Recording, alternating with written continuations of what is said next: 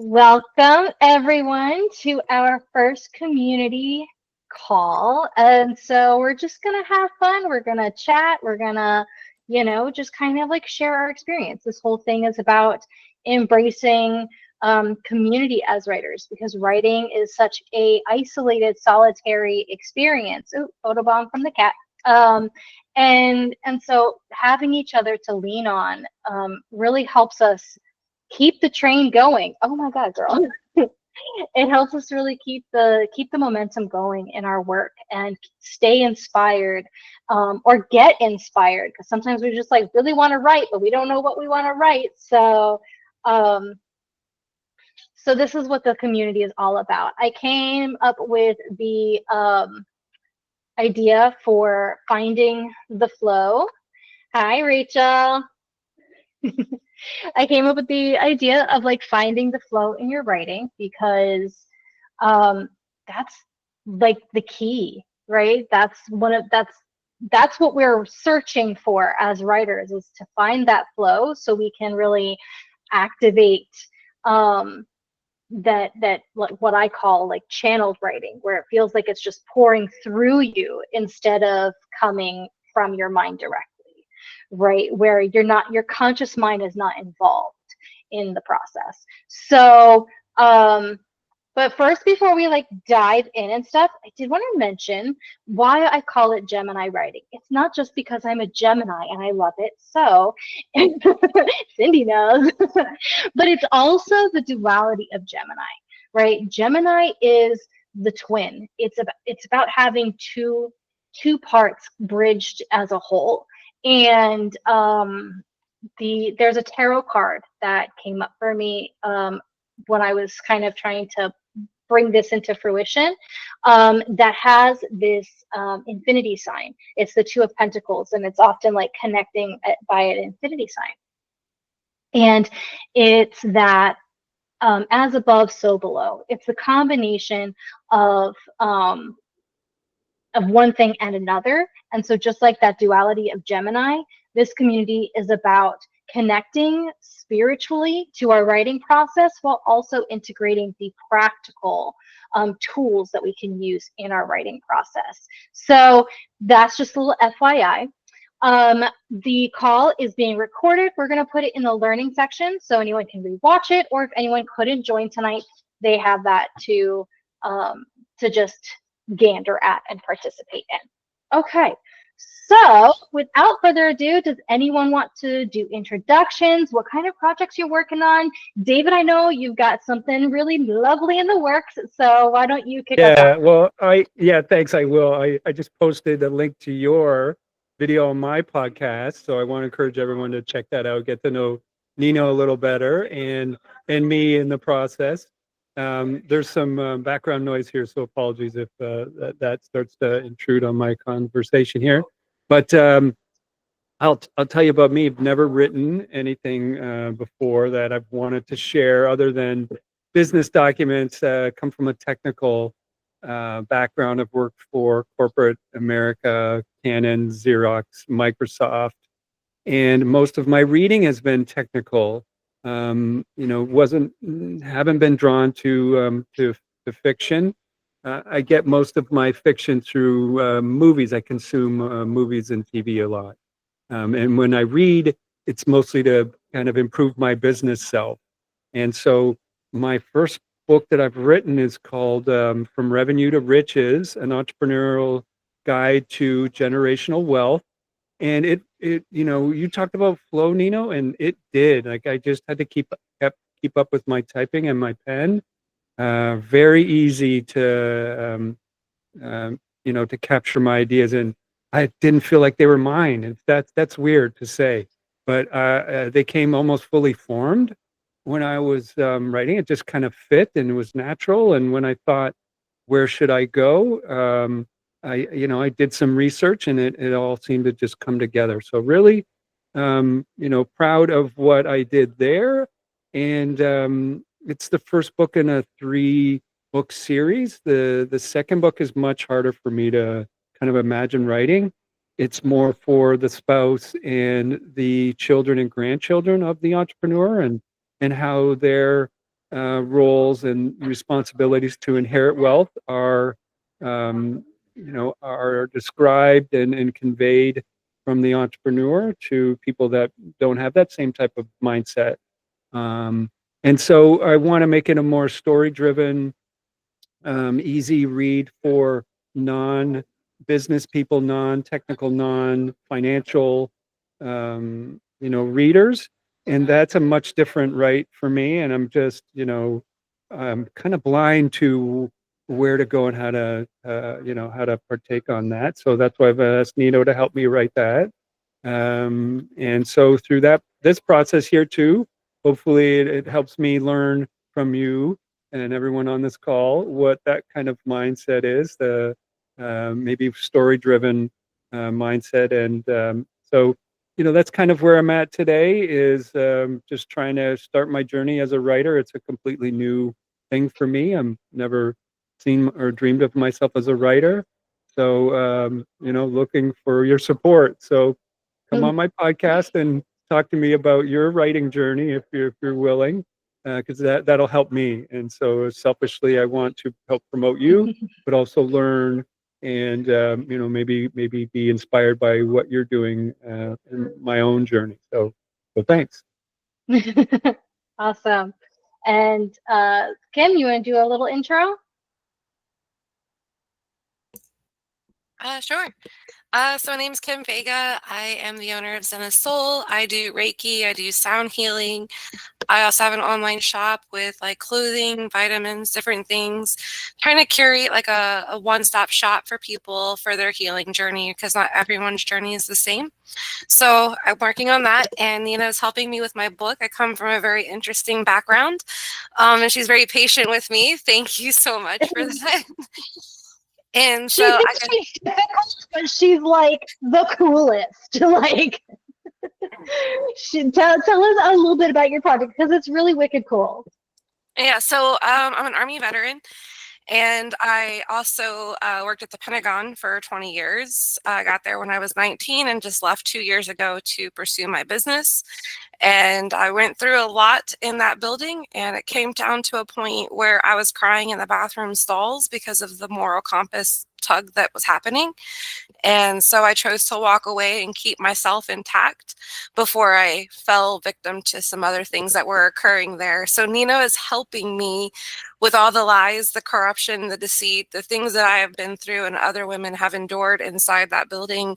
I'm trying to create a book, and it's very hard because I'm used to telling my story just like I'm telling you, in a lot more detail. So creating vibe fiction so that I can protect myself, but make it relatable to every aspect of everything that I went through. So it's been a challenge. I overthink it a lot and I hesitate a lot. I'm also a Virgo, so I'm very analytical when I'm writing things. Like, I don't like the way it looks or reads, so I redo it 100 times. But yeah, so it's really great to be here, and I look forward to like all of the insight that I could get from you guys. I know it looks like there's a multitude of learning opportunities to help me out here. So I'm super grateful. Amazing. I just want to mention that Kim was a guest on my podcast as well. Thanks again, Kim. So I put her episode in the chat. So, watch that and get to know Kim a little more. And again, please consider coming on and being a guest yourself. Yeah.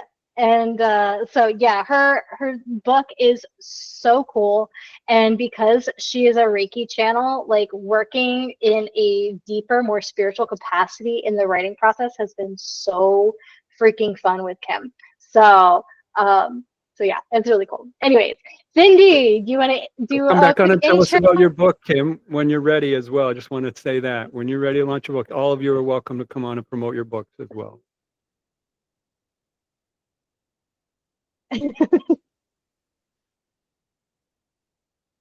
Sorry, I'm new to Google Meet, so I didn't know how to unmute. So I'm Cindy. I'm an energy healer and abundance coach, and I wrote a book. So this is my book. It's called The Spotted Little Bird. It was just a quick children's book that had illustrated all of those stuff, and I sold about 10 copies. It was self-published. Yeah. That was my first project. It was, cost me $200, but the creativity of like the process of it, of writing it, it was just so like cathartic. Of just like, hey, I can think of something, put it into that, and then put it out into the world. So it wasn't a money maker. It was just, you know, a creative project. And I've written like short stories for myself. I'm long been writing a memoir of my life story and things like that. And Nino and I was just talking about what a memoir is versus just logging it, and like erotica short stories. So I've just written all my life because I'm an introvert and I express myself through words much better than in person. But because of my business, and wanting to, you know, show up and get visibility, authority, and make a lot of money, I now am a speaker. So then now I have to kind of show that in energy and in that words as well. But my first love is always words. I love wordplay. I love all of this stuff. And I'm hoping to spark, you know, that book in me. I know it is, but because I'm so busy and that creative outlet is not there, versus me, every night I write a thank you, you know, a gratitude thing. So I'm always writing, but I'm like, what is it going to turn to? Because my first love is writing and drawing and all those things. So I'm here just to be inspired and to keep the momentum going. Well, hopefully we can help you get a little bit of ways to find the flow tonight. So we're already 15 minutes in. So if you guys want to just like, Peggy, do your intro, and we'll like kind of bang it all out for the rest of us. I know Kendall's doing a little stuff in the background there, so I'm not sure if he's going to be able to do an intro. But Peggy, take it away. Hi, I'm Peggy, and I am an aspiring entrepreneur and author, building a business right now. It's not live, but soon. And and the gist of it is really all about claiming your authenticity and shedding the masks that keep you stuck in the patterns that keep you stuck. So I kind of came to that through a weight loss journey where I've lost 170 pounds. And and in the process of doing so, really learned that the weight was keeping me safe. I didn't realize how attached I was to that weight until I didn't have it. And that really opened my eyes to why I was a yo-yo dieter, why I never could keep the weight off when I desperately thought I wanted to, until it was gone and all I wanted was it back. And so that started this journey for me of healing, of really uncovering the places that I hid to keep myself safe. Because until I dealt with those and healed those and moved through those and recognized those, there was no way I was going to stay in a healthy place. So anyway, so I'm in the middle of launching a business to help other women do the same, so it's not so difficult. I've created something called a sacred soul map using a lot of different components that help guide women on their journey and make it easier. It's female-based because that's what I know. And I'm also writing a book about my journey. And then I have a side project I'm working on where I'm creating an oracle deck that has nothing to do with any of this and is quite spiritual in nature. So that's just like my fun creative project. So awesome. Yeah, your memoir is going to be so cool as well. So all right, Rachel, hopefully no one needs a grand introduction since you're my co-host, but go for it anyway. Hello. So yes, I am the co-host with Nino. I had a roundabout journey to writing. So I have a PhD in health psychology, and got burned out in the health field, went into writing. I became a ghostwriter. So I did ghostwriting with Forbes and then with private clients, and decided I was done writing other people's books. And I was done with doing nonfiction. So I am working on my first fiction novel, which started as a cozy mystery and evolved into a dark urban fantasy that's like a 4 or 5 book series. Like, it went crazy off the rails, but you got to follow it. That's just how it goes. And I am also now working as a developmental editor. And I have a shameless plug that I am speaking at my very first Writers Summit this weekend. So I'm super stoked. I'm going to be presenting a topic on basically like how to test drive your novel so that you can, write a book that's going to, your readers are going to obsess over. And I do have some free all access passes. So if it's okay, I can put the link in here so you guys can get into it for free because they gave me like a handful. Yeah. And I have enough so that if everybody here wanted to go, you can get the free full pass for it. Yeah, Kim, this is the one I was telling you about yesterday, to do all of the stuff for yours. So yes, drop that in because I was meaning to send that to Kim today anyways. All right, cool. Yeah, I'll put that in there for you guys. Awesome. And then, am I pronouncing your name right? Elpida? Yes, thank you. Just to say, I don't No, I appreciate names that right a lot. Yes. Tell us about yourself. I don't know you. Well, I found you through the Wealth Vibe. Yes. Yes. So glad to be here. It's so interesting because I used to be part of a writers group. We were working through oh my God, what was her name? Natalie. I don't know. Some author that a friend of mine was just like, oh, we're going to do the exercises in this book. And I really enjoyed it. It was once a week. And then her life went off the rails and we stopped doing it. So this is perfect. I am actually a business intuitive and life coach. I also do tarot. I mean, like, what am I not certified in is probably a shorter list. I am 49 years old, recently single with 3 kids.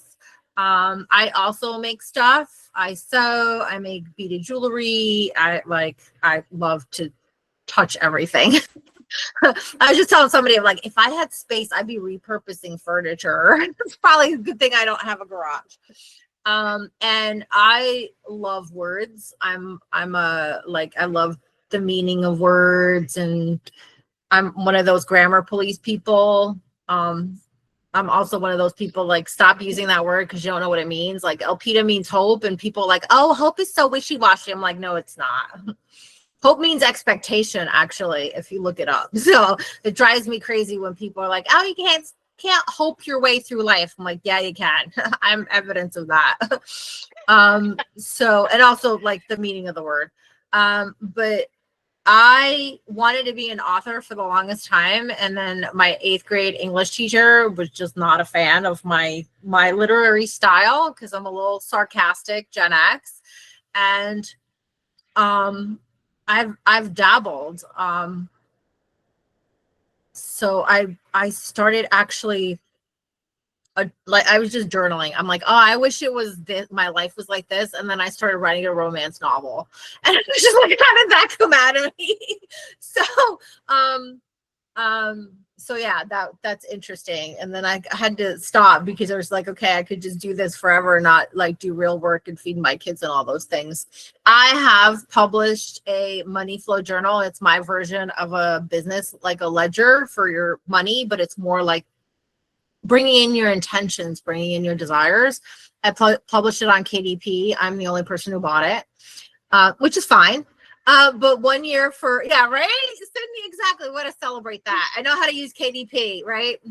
And I know that, like, for my business, I like the small hardcover. For my personal, I like the big paperback. I got to play with stuff. 1 year I do homeschool my 2 boys that are 9 and 12. And 1 year we did KDP. That was their December project because we don't do school in December. And one of my sons published drawing prompt book. It's literally a book with just 31 days of prompts where like snowflake and you get to color. Apparently there's a huge market on it. And he made more money than I did. He made like 30 bucks in profit. Like everybody on my Facebook was like, I want that. It's a good stocking stuffer. And he made some money. He had to create a video that was his ad, his like commercial. Oh yeah, I made him do everything. And it was a like fun project to do, but that's how we learned KDP and stuff. And I also have a bunch of journals that like, I see people putting journals out there and I'm like, I could do better than that. And I want to get these things out there. I think one of my challenges is like, I have so many freaking ideas that like focus is a problem. Like just do Yes. one thing. Just Yeah, finish Rich what you and I talk start. all the time. We talk all the time about having, like people have TBRs, to be reads. We have a TBW, to be written, because we have so many books living inside us. We're like, but where do I go? Right. And like I'm also a certified feng shui practitioner, and I have all these like great rituals that are not out there. They're just passed from feng shui practitioner to feng shui practitioner. Like you get to see the watered down crap that's got very little context and ritual. And I'm like, I see a book here. Or like even just little. So I started putting some of them on Etsy, just selling the actual ritual itself in PDF form. And that was very satisfying because it's only like 2 or 3 pages. I can handle this. Yeah. So who knows? Yeah. Well, Yeah. I'm so glad to have you here. Thank you for sharing. And Mike is also from the Wealth Vibe. Mike, you want to come off mute and just do a little intro? Absolutely. Hi guys, nice to meet you. So yeah, I came from the Wealth Vibe, and I don't yet identify as a writer, but I kind of need to because I worked like computer programming and website design and stuff like that for a psychic, and as a result, he gave me readings, and in one of them he said that my soul has a lot to say and that I'm to be a writer and I should practice writing. And then I got caught up in life and struggling to survive and take care of my family and whatnot. And so more recently, I've found writing as far as like it helps me reflect. I'm very reflective and analytical, and I'm trying to get out of my head and into my heart. And in the process, I found that writing is really helpful to help me like dig and almost like pan for the gold, so to speak. And I'm very visual, and writing has always been something that I didn't do very often because I made excuses or whatnot. And so I'm kind of stepping into it and trying to really get into. And this is like a perfect opportunity to spread my wings and really kind of, like I said, to identify as a writer, because the whole concept of you don't become a writer one day after you wrote so many books or express so much. So I want to identify in that and really just empower myself, because I've been working on like self-love and self-empowerment and trusting yourself to step into your power. So this is just one more avenue that I can expand and really use, not as a tool for just reflective, but also to to put it out there. So whatever's inside of me that needs to get out, it's been pretty profound, the channeled writings and just the reflective writing. And so I was just excited to come on board. So excited to have you. And Kendall, are you still doing stuff behind the scenes, or or do you want to introduce yourself? Yeah, I'm working. Sorry. No, that's okay. Kendall is a person that I know, and he's lovely, and he is working on a fantasy book, or at least intending to. Okay. I know Cindy mentioned that she might have to go. So sorry, the whole like half was introductions. But let's see if we can get a little something for you in before you have to pop off. So for me, okay, finding the flow in writing, and Mike said it, like getting out of your head and into the heart. And so for our strong air placements here, I know we got at least 2 Virgos and 2 Geminis here. It's so difficult, but also we live in a society that glorifies intellectual space, right? We glorify logic, and we don't often, right? It's just like, oh, you need to, what is that? Like, don't let your feelings lead. Don't, like it's always like, lead with your logic and things like that. But in the process of writing, in my opinion, it's exactly the opposite, right? Writing is an inherently vulnerable practice. And so whenever you are trying to find that flow in your writing, you have to get into that emotional space first. That is how you tap into the writing that your soul is calling you to write. That is how you discover that topic that you're meant to start writing about. That is how you awaken, your next book, is by tapping into this emotional, energetic space within your body and allowing that to flow. Just like David talked about with his process, it's like he wasn't even the one coming up with it. And that's what we want for your,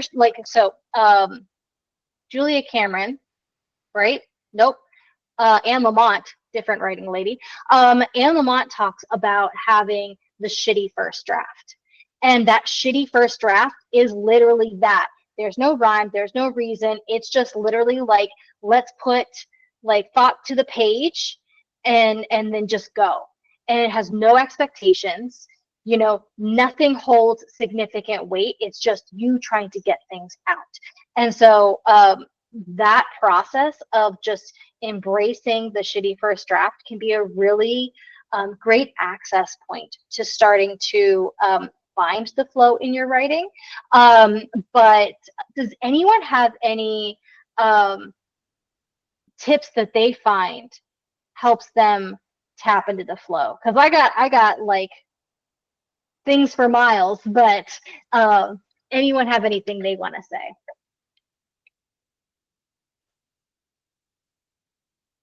Rachel, So I know you have multiple people. Yeah, so multiple people have mentioned that they read cards, and so using like tarot and oracle cards is a huge one for me. So, like as a Virgo psychologist, it's like kind of weird. I really love tarot, but like there's so many archetypes and stories in tarot, and so I like geek out on the psychology of tarot and then also the spiritual side of tarot. So I'm actually using tarot to plot my fiction book, and I went and I got a deck specifically for it because the imagery is like very dark and nature based, and it just gets my brain flowing. That if I just hit a moment where I'm like, I don't really know, like what is my character going through right now, and I pull out like the Three of Swords, I'm like, ooh, okay, like somebody just did something, betrayed her, got her upset. So that's one thing I do. And then one of my other things is trying to get my brain into creative mode out of whatever else I've been doing.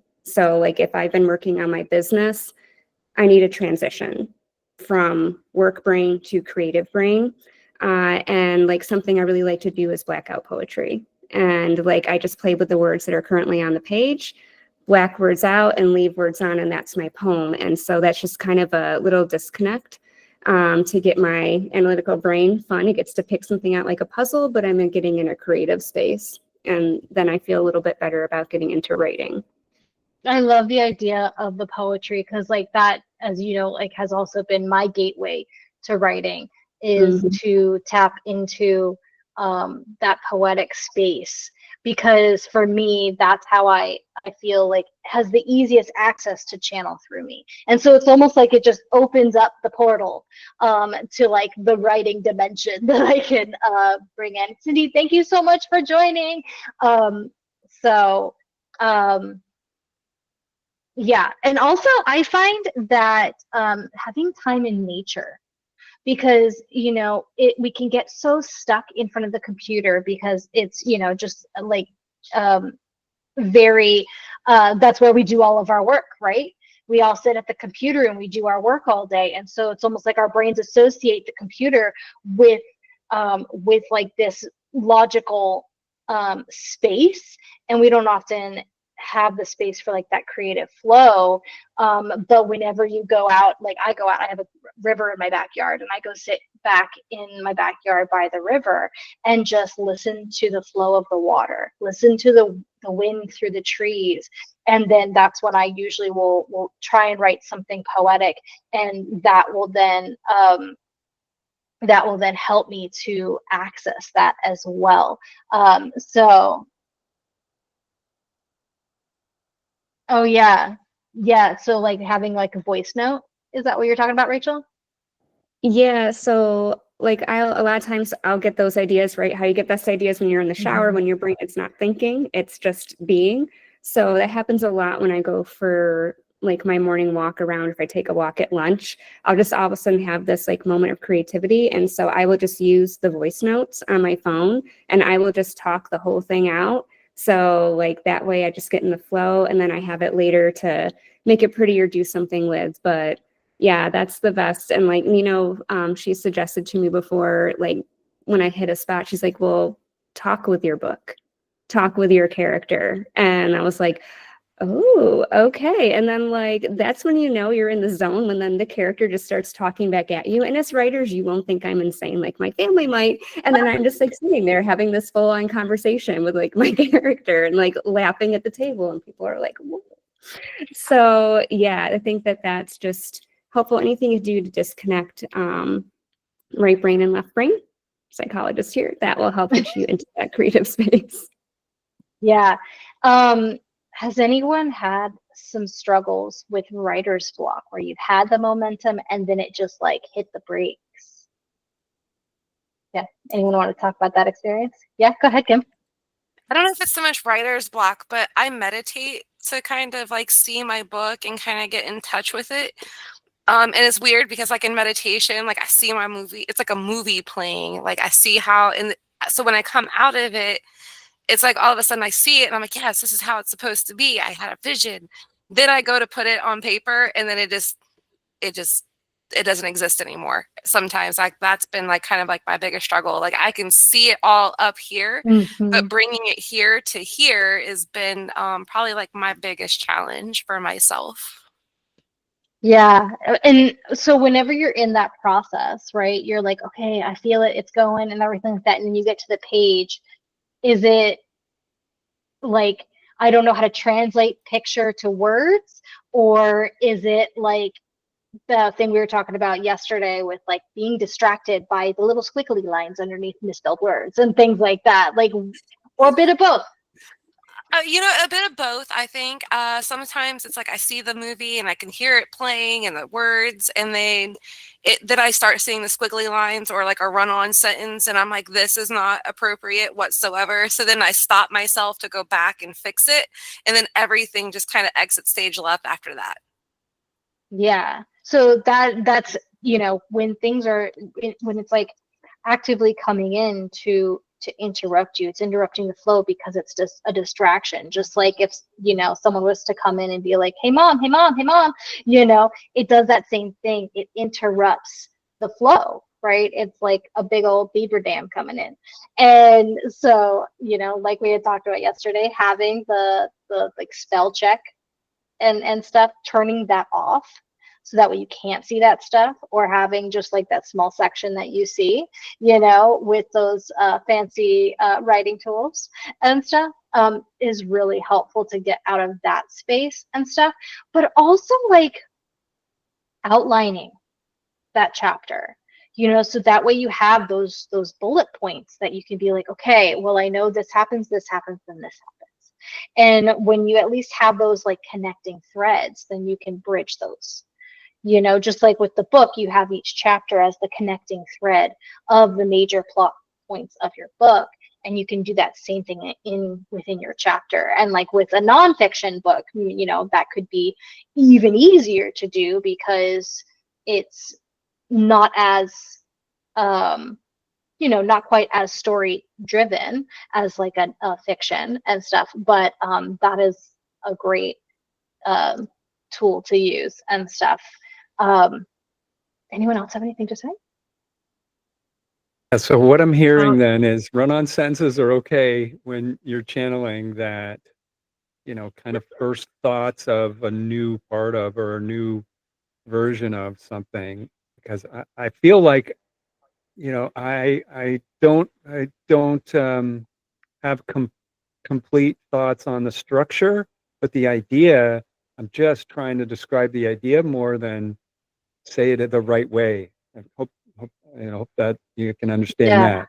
I want to give myself permission to do it that way first, because I struggle to be succinct in what I write. Like that is always my goal, and it's never the first version that I'm happy with. But the idea flows really quickly, and then I've got to redo it 2 or 3 times to make it succinct. I think that's my process. Yeah, exactly. So, and I give me permission to be that way, I guess, is what I'm asking, because I want to be perfect on the first go. I want to feel like I've got capturing gold, or I'm spinning gold like Rumpelstiltskin, right? But the thing is, nobody does. And if you actually look at you know, when you're reading books by prolific writers talking about writing. Stephen King has a great one called On Writing, and even he talks about just let it flow, let it go. And so Rachel has a great thing. The only purpose of a first draft is to exist. That is its only purpose, is just to get the crap on the page. Allow it to be garbage. Like, let it be garbage. It's okay for it to be garbage. And the other thing too is when I first started my novel, the first thing that channeled through, I even painted it. Perfection is an illusion. Allow yourself to see imperfect possibilities. Because when you get stuck in perfection, you lose sight of possibility. So, you know, keep that in mind with everything. Mike had something. Go ahead. I'm sorry to interrupt. I had a question for Rachel about capturing it in audio and then writing it down. Sometimes when I speak the words, later when I try and capture that thought again and transcribe it, I have a really difficult time. So maybe if you could speak that. Sorry to interrupt Mike's question. Oh yeah, you can actually get the transcription. So if you do it on, say, a voice note, so say you just like dump the chaos into a voice note. I do this all the time, and it's usually when I'm in the shower, and so you can hear the shower running. But but it actually will transcribe your voice note for you, and then you can text that to yourself. And one of the things, one of the few ways I'm going to ever suggest AI for writing is like take that voice note, or like just talk into your Zoom and allow that and push transcribe for that, and then take that transcription and just put it in the AI to say just clean this up, just make this sound a little bit better, and then that gives you a bit of a starting point on organizing that chaos. Rachel, did you have anything to add to that? So David, are you more talking about like that it's doing your words inappropriately, like it's not catching what you actually said? So I'll give you an example. Yesterday, when I run, I listen to an audiobook instead of music right now, and I run, 3-4 times a week for an hour to an hour and a half at a time. So yesterday I was listening to You're a Badass, and as I was listening to, my mind wanders because I sometimes listen to chapters over and over again so I can get everything I can out of them. Anyways, my mind wandered and I started to write in my mind. I coming up with ideas, and so I spoke the words into my phone instead of trying to lose them because I'm exercising. I can't write. I can't do anything. I'm just wanting to keep them. Later, I came to listen to that and then write it down, and now I couldn't get in the same headspace to capture the idea in writing the way I wanted it. It wasn't that what I was saying I wanted to have, written. It was the idea I was trying to capture. And then as I was trying to capture that mind space to write, that's where I was really struggling with. I'm like, oh, now. Okay, so it's I don't know, more getting back into the space that you were in when you did the note. Like I felt like I was flowing in that moment, and I'm like, oh my God, what am I supposed to do now? I'm running and I'm going to lose this. Let me talk it. And then when later I had, sat down and went, okay, let me grab that and see what I can do with it.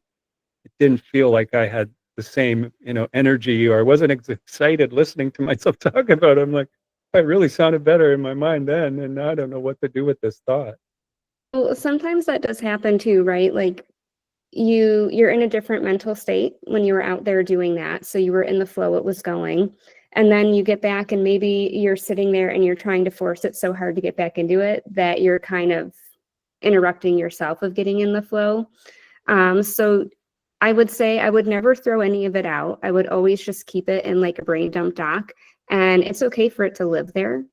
And it can always live there, or you can come back to it. If you can't kind of get back into that space, then it just may not be the time to explore that idea further, but you have it somewhere collected that you may be on a run tomorrow and have another thought that, oh, that goes with that. That is exactly what I was thinking of. So that can be one way to just kind of let the ideas live. Just because we have an idea doesn't mean that we have to expand and follow through on it. Maybe it didn't have enough gas in the tank to go beyond that, at least at this current time, and to be okay with that. Yeah, awesome. Mike, what did you have to say? So it was more of a question, because I don't know in the future like what writing will mean to me past the tool. Like I know that I'm meant to write, but I don't know what that looks like. And there's so many different versions of writing, especially spiritual. But I was curious. There's something I've had to do for the channeled writing that I do, and I found myself doing like a paragraph, and I couldn't get past that because my mind would kick in and try to change words.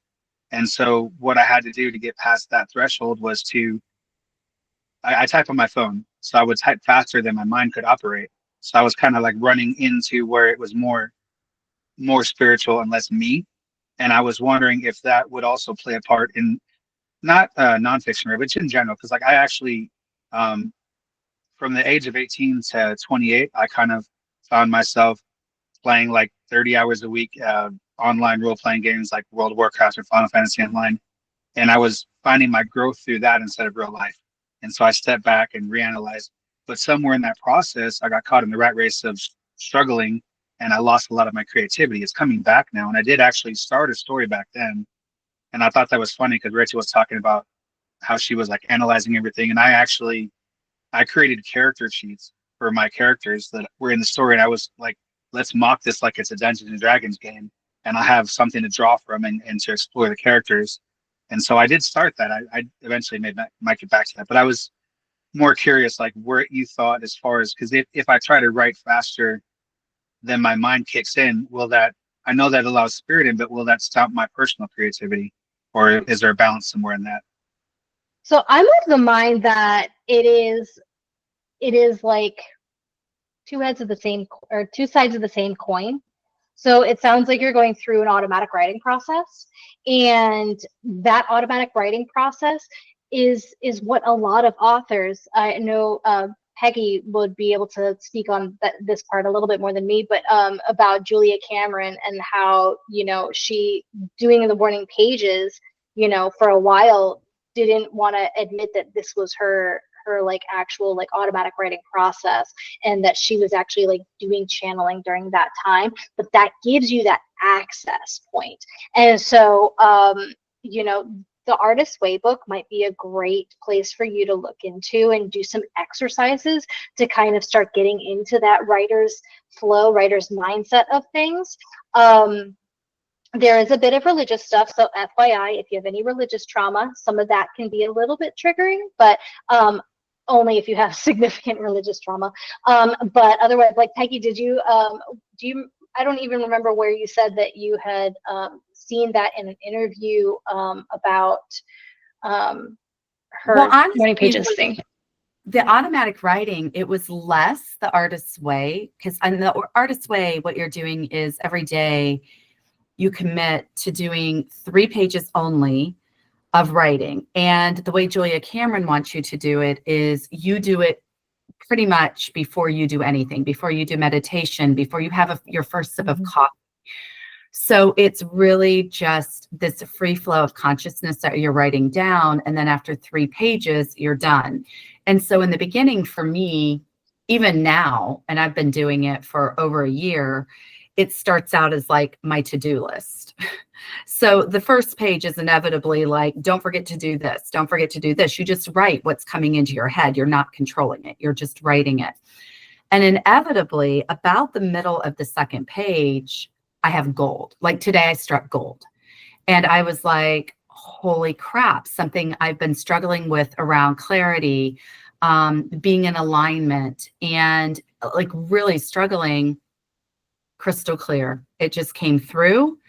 And I have for days been setting the intention in my meditations, in my yoga, to try to figure this out. And it was like, bam, it was there. And in the next page and a half, I had it laid out. Now, she's not the one who introduced me to the concept of automatic writing, though. It was Elizabeth Gilbert was on the We Can Do Hard Things podcast talking about her love letters that she does.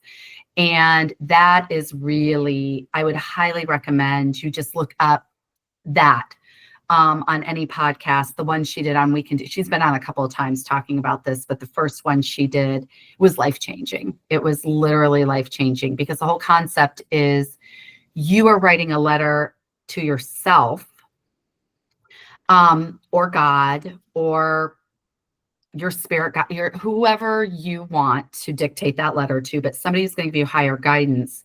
You're writing the letter, and it's just whatever you're dealing with, whatever you're thinking through, and then you stop, and then you write the response. And in the beginning, you start to really question, like, is this me? Is this God? Is this my higher self? Am I controlling the message I'm receiving? And you're really doubting. But what it's doing is it's really teaching you to trust, even if it's you, and you can let go and let those words come. It's your higher self telling you what you need to hear, right? But my experience has been, it's not. Because the stuff that I get when I write that letter back to myself is unbelievable. It's stuff I didn't even know it was. It doesn't even sound like me. And in the beginning, that was really hard to release and go through. But one of the tricks I used is I write it in, this is it. It's in this book. And then this is a fresh one. So you'll see, like, this is a short one. I didn't have a lot of time. Here's my writing. Here's the response. Sometimes it's pages of my writing, pages of the response, but the response is always a different color. So I switch pens, and that helps me get in that mindset. So I write in the color for me, and then I usually will take a break. I'll come back. I'll pick up a different color pen, and I'll write the response. And that helps me to that mental shift and allow that channel to open. So, it's been life-changing for me. Both of those practices, morning pages, and I don't do the love letters every day anymore. I really do them when I feel like I need the guidance. But for a long time, I was doing them every day. Elizabeth Gilbert did them every day for 15 years and got the same answer. Love her. Finally listened, and then everything shifted. So anyway. Oh, I love her. I love it. Like, in the resource section of the community, there is a recommendation for my two favorite books on writing, which is Big Magic and The Creative Act by Rick Rubin. And so Big Magic is Elizabeth Gilbert. She really has some serious gems. Definitely check that stuff out for her. Also, it sounds like you need to have like a bit more of a co-creative process for the awakening. Like, allow that spiritual guidance to come in, as well as having your own input for things. And so if you have that that co-creative process in awakening what your story is, that then you might eventually get your footing for your story and be able to just continue it. Like, it might just be to spark everything, to bring you into that space. You just need that moment of like that co-creative process. Yeah, it's a really beautiful process to do it. I tell you, and it creates that trust. So then when you're starting to do it with your book or your own writing, you kind of get out of your own way. You learn to just get out of your own way and just let it come. And it doesn't need to be perfect. Honestly. It doesn't sound great. Just let it flow. That is like the thing. Get out of your own way. That is the secret. Peggy just figured it out for all of us. Like, the secret to finding the flow is to get the fuck out of your own way. I'm going to give you all my Venmo, and then we'll just settle up later after. Yeah, well, I'm trying that. I'm going to try that, Peggy. Thanks for sharing that. That's fantastic advice. Amazing. Okay. And just so Michael knows, I would love to read anything you're writing about D&D characters and any of that. I'm your target audience. Oh, and also that made me think, that reminded me, like, to go through, I thought about this. See, I don't know D&D, like, I don't know how to like construct a campaign for D&D. I've been told that it's a very aligned kind of journey for me. But I always thought that would be so brilliant as a like plotting device, is to just like pretend you're making a D&D game and then just like start the plotting for your book through those practices. I'm like, that's genius.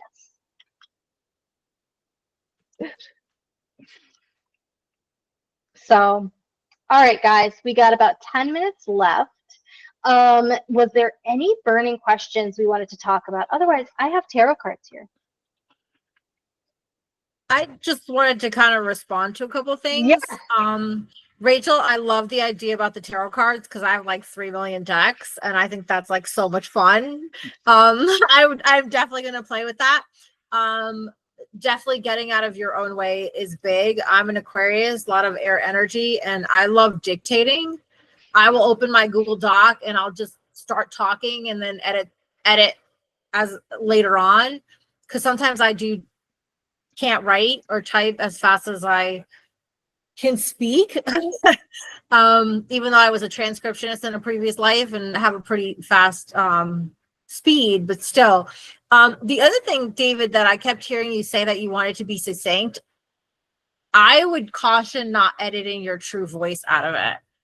Like, I know for me, I'm a storyteller, and if you know human design, I have that gate, and it's like people need to hear my side quests and my tangents because that's how I speak. I don't want, and as much as I've heard people, like I did a tarot reading and she's like, can you like leave the stories out? And I'm like, but that's how I do tarot. Right. And it's like, sometimes I do have to like tone it down because some people don't want to hear, they think it's all about me, but I'm just trying to illustrate a point. But editing your own voice out of your writing, I think, is like one of the biggest mistakes anybody can make. I think the books that I love the most, it's like I'm like so in it. I'm like, there's actually a series that I love. The first book is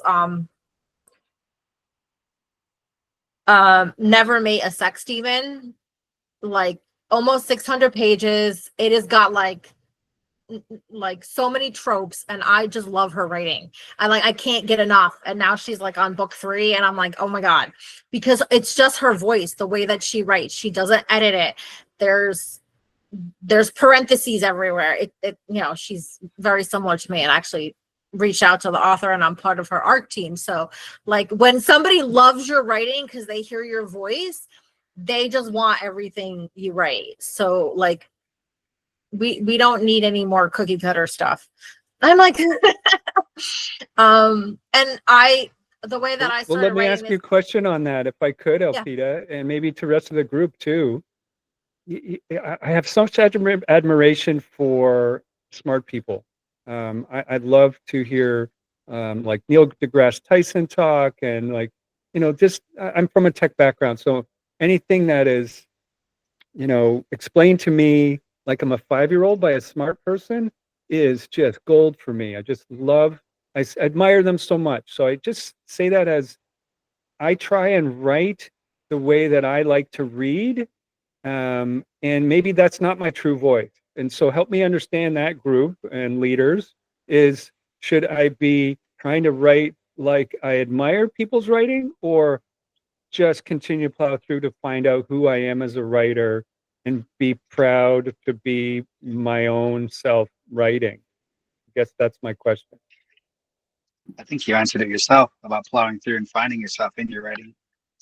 Well, Yep. I agree. I kind of did. I understand that too. It's just, I don't know how to let go of who I want to be as a writer enough to just let myself come through, if that makes sense too, I guess. Like I have a mind's eye of, because I'm new to this, I'm like, I want to be a smart writer. Like I think I might be doing this for the wrong reasons, but at the same time, I know like I should be just trying to find who I am. Like I think I'm on to that enough. And I'm hoping they're the same. But at the end of the day, I think I just want to be true to myself. That's the message I give to my daughter, you know, and son every day. So I'm going to take that advice then. Thank you. I think we've solved it. Because I read a lot, and I'm like, I could never write that kind of dialogue. And then I started writing this, and the dialogue just flowed out of me. And then sometimes I read stuff and I'm like, men would never say that. Men would never say that. Like, I want men to say that, but a man would never say that. Like when they're like, oh, he noticed that she was wearing chartreuse shoes. I'm like, most men would not even know what the color chartreuse is. And I'm not trying to be judgmental or stereotype, but I'm like, that's not like, so some of it is like, but that's how that author writes, and that's how that author imagines men being, or the men that she wants, and that she's entitled to that. But to me, it's not very realistic. And I like, sometimes when I notice too many of those discrepancies with the way that I see the world, I'm kind of turned off. But I think the things that we admire in other people are the things that we don't see in ourselves. We have, but we don't see in ourselves. So, And David, I'll add to that because I do help people with voice, and I would say look at the aspects that you like you like, Neil deGrasse Tyson, of how he talks. What is it that you like about how he does that? And then take a look at some of your writing and say, how can I apply what I like about what he does, but in my own style? Because if you're trying to write like him, you're going to feel that disconnect. But if you're like, I like how he explains things simply. All right, let me think of something complex. How can I explain that simply? And get into that aspect more of taking the qualities that you like. And I think it's also great to look at things you don't like. Look, like up here, you're like, you would never say that. Like, I'm not going to write like that in my writing. I want to write like true, authentic, and and then that sounds like you. So that's how you would always know it's your book versus somebody else's book. And also to try on other authors and other voices' styles. So take that same paragraph, write it as Neil deGrasse Tyson, all right, then write it as you, and then kind of compare the differences. What feels good, what didn't feel good when you were trying to write in this rigid style, what felt good when you were writing in yours, and what still didn't feel quite right, and just kind of play around with those things. Yeah, that was, I just had a client call recently, and she's starting her memoir, and it's she's like looking at like, okay, I love Jen Sincero, and I love who else did she say? I don't remember. And then she's also like Brene Brown, and so she likes the qualities of Jen Sincero and the person I can't remember, as like how friendly they are, how grounded they are, right? How much like your smart older sister they sound, right? Your cool, like worldly aunt, right? But then also with Brene Brown, she loves how research-based she is, that she feels that she can trust what she says because it's all rooted in science. And so how can she take what she's writing and marriage those two qualities together within her own voice, having her sassy personality that she naturally has with these sarcastic jokes that she says all the time, and integrate that into her culture and integrate that into her stories, while also bringing in her psychology background to then give that that trust factor that it's rooted in science and stuff. So it has her natural flavors in it. So and I think that's such a great exercise, Rachel. Thank you for sharing that with like, pretend you're that person, right? Like those qualities. So for me, like, I love lyrical writing. If your writing sounds like poetry and you're not even writing poetry, I am all about it. And so starting with poetry first before you start writing is like a gateway, to get into that kind of flow space on everything. So yeah, so Rachel had said something in the comments I wanted to read. I pulled a couple of cards. I know that we're at time, and if anyone needs to bounce immediately, that's totally fine. But I pulled some cards, and I think overall, finding bye Kim, I'll talk to you soon. Finding the flow in your writing practice sometimes means that you have to demolish what you think you're supposed to be like, so that way you can rebuild what you actually write like. It's destroying those expectations, those limiting beliefs, and did I say expectations already? Well, we're gonna say them again then. And starting to rebuild what is true for you, because you are an individual. Your voice is not like anyone else's. If Kendall knows, big fan of Tolkien over here, if Tolkien went and tried to be Hemingway, like, we wouldn't have Lord of the Rings the way it is now. right? But instead he decided he was going to be him. And so we can't try and be other people and try and fit this mold of who these other people are. And we have to allow, and that goes with the expectations too. That goes with how we identify ourselves too. Like we have to detach from that external world and really dive within and connect with that heart space in order to write the words that we are here to write. You're being called to write these things for a reason. This is calling, like if it wasn't meant for you, you wouldn't want it. So just because you feel that calling means this is a path that is meant for you. So when you align with that path, then everything gets sunnier. Everything starts to brighten. You just have to trust it, trust the process, and then take everything that you've gone through and alchemize it into something powerful. You just commit to the process, stay on the path, keep moving, and stay open to possibilities. So that is our first community call. I'm so happy you all came and participated. This was so wonderful. We are going to have one of these calls once a month, and then also we're going to have an open mic night in August. If anyone is interested in joining, I'll post about that. It'll be in the event section.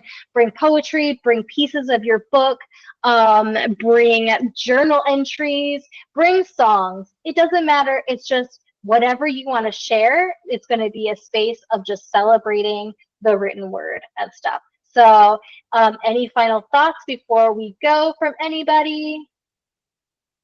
No? Awesome. Well, thank you all for joining. The thing will be posted in the thing.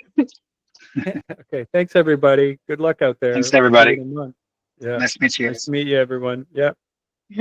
Bye. Bye.